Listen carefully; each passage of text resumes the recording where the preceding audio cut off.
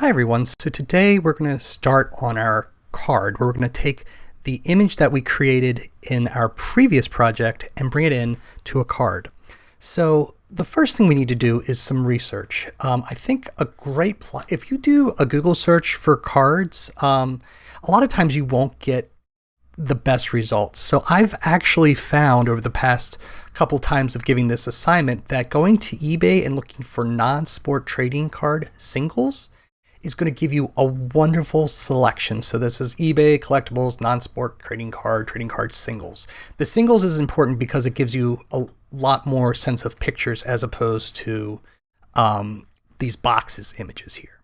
So I've gone through and you can see you can actually shop by year manufactured.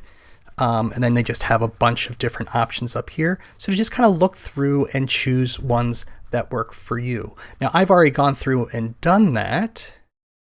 And right here, if we go into the cards section, you can see a bunch of cards that I selected that I just kind of like the layout for. I think they had kind of a good sense of the time, which is looks like late 70s, early 80s.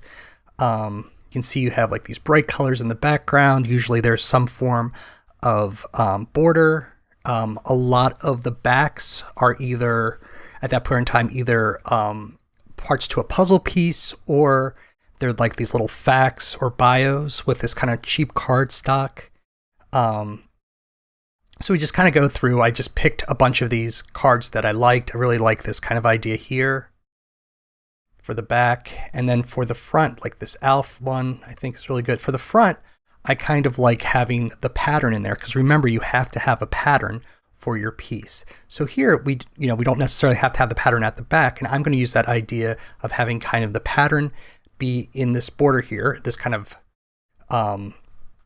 sort of angular border, have a little bit of information down there, have our main character there, and then have the background be these like little facts or something about the character. So that way I can still have the idea of these, the border and still fulfill that idea of having a pattern, but also get the information that I need in there. So I then went in and looked for some patterns that I liked. So we just looked for old background patterns to kind of inspire us. So we're going to use patterns kind of similar to these to give me a little bit of a background to the piece.